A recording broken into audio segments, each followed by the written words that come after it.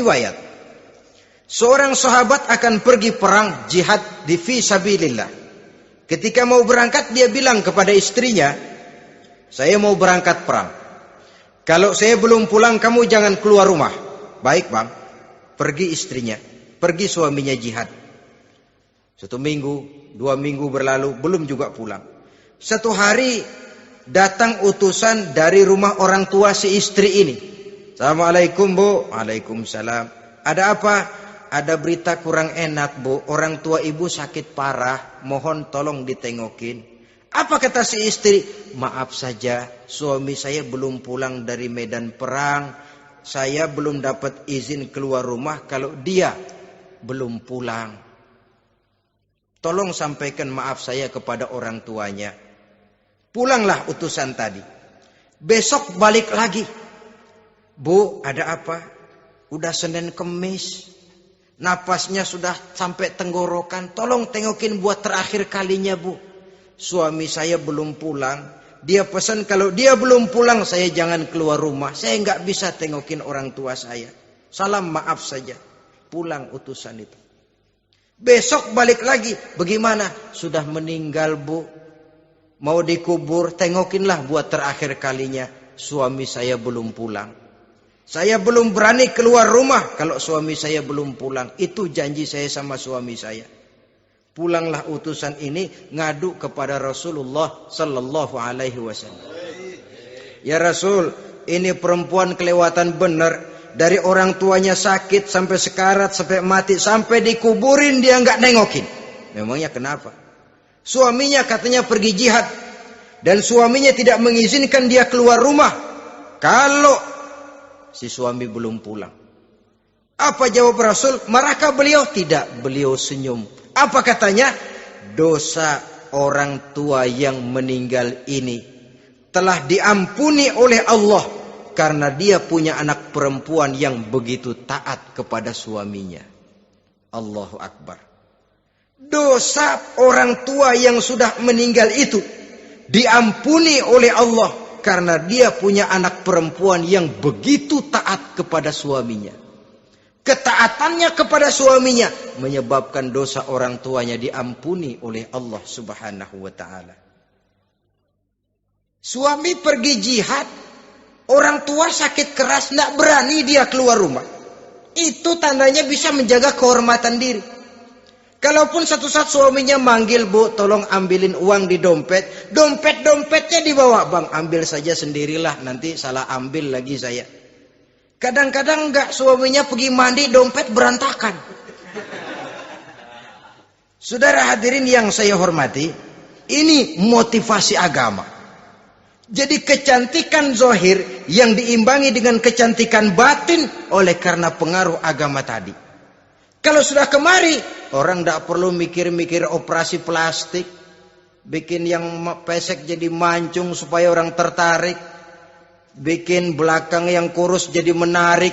Tidak. Orang tidak perlu lagi pakai susuk-susukan, dipasang di bibir supaya kalau senyum orang gempor, supaya kalau ngomong orang percaya, dipakai di kuping supaya macam-macam. Tidak perlu lagi pakai jompa-jampe, pelet-peletan supaya kalau diludahin orang ngikut. Nggak perlu lagi. Kenapa? Cinta itu nature, sesuatu yang alamiah, yang tidak bisa dipaksakan. Dia kudrati, karunia dari Allah. Tidak bisa cinta dipaksakan. Kalaupun bisa, dengan ilmu pelet, oh saudara bisa membuat orang jatuh cinta, ya 2-3 hari, 4-50 hari. Kesananya, apa yang akan terjadi? Kelanggengan tidak akan pernah terwujudkan. Kenapa? Keterpaksaan yang akan timbul. Dalam kondisi semacam itu, rumah tangga tidak akan mengalami ketenangan dan ketentraman. Jadi biarkan cinta berjalan secara alamiah, karena dia memang alamiah. Saudara-saudara, nah sekarang kalau sudah ketemu nih, yang 4 tadi, rupa cantik, keturunan boleh, kaya lumayan, agama kuat. Apa yang harus kita cari? Apa yang harus kita lakukan? Apa pakai pepatah anak sekarang? aku lihat, aku pikat, aku dapat, aku sikat, aku minggat. Bangsat.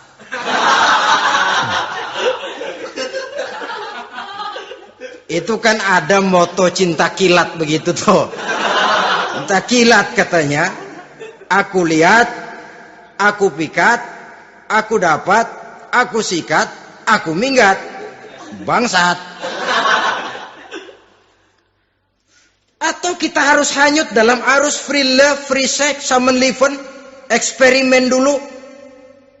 Tidak. Islam mengajurkan kalau memang seret, ini rasanya ini nih, mantap gue nih. Apa yang diajarkan oleh Islam selanjutnya? Meminang, saudara-saudara. Meminang adalah langkah awal untuk mengikat tali pernikahan. Diizinkan meminang, dan di dalam meminang pun diizinkan untuk melihat. Cuma kalau boleh, ya syaratnya itu waktu melihat itu jangan sampai ketahuan si perempuan yang akan kita pinang itu. Untuk apa kita meminang? Pertama untuk yakin bahwa perempuan yang kita inginkan ini sudah kumpul syaratnya itu, tidak ada cacatnya. Yang kedua, untuk memperkuat tekad hidup berumah tangga, diperlukan meminang. Adapun adat itu berbeda. Tapi bahwa konsep meminang itu dalam Islam ada, itu jelas. Ya kalau mesti bawa pisang raja, pakai roti buaya, pakai martabak segede ban mobil truk segala macam, itu adat saja, ya. Tapi yang real meminang itu ada dalam Islam. Nah, bagaimana adab meminang? Setelah kita tahu anak ini cantiknya ya, keturunan baik, ya kekayaannya lumayan, agamanya kuat, pinanglah dia. Caranya boleh lihat langsung. Lihat langsung kalau bisa tanpa setahu si perempuan. Dan batas yang boleh dilihat itu muka dan tangan. Itu saja. Jadi jangan gerusak. Minta permisi Pak, saya mau ngelihat anak bapak seutuhnya. Soalnya buat saya ini nanti. Apanya aja dibedolin, jangan. Kira-kira yang boleh itu muka sama tangan. Andai kata kita risih, sebab nanti kalau nggak jadi akan jadi timbul rasa malu dan si perempuan juga kasihan. Boleh mengutus perempuan yang kita percaya. Coba kau ke sana, lihat kondisinya yang sebenarnya bagaimana. Kalau ngelihat dari jauh sih utuh, siapa tahu nanti tangannya kurang sebelah. Coba lihat sana. Saudara-saudara, kemudian boleh juga ditanyakan kepada orang tuanya. Dan dalam hal ini orang tua si gadis tidak boleh menyembunyikan aib atau cacat yang dimiliki oleh anaknya. Dia harus menceritakan apa adanya, sampai pun kekurangan anaknya yang paling kecil sekalipun. Sebab apa? Jangan sampai istilah pepatah beli kucing dalam karung.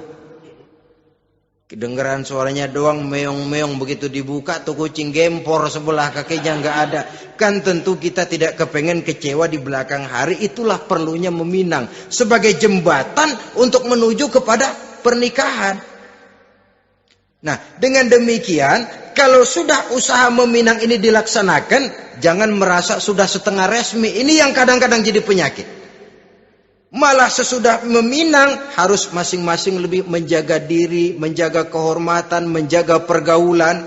Kenapa? Agar saat memasuki jenjang pernikahan nanti merupakan jenjang yang sangat ditunggu-tunggu.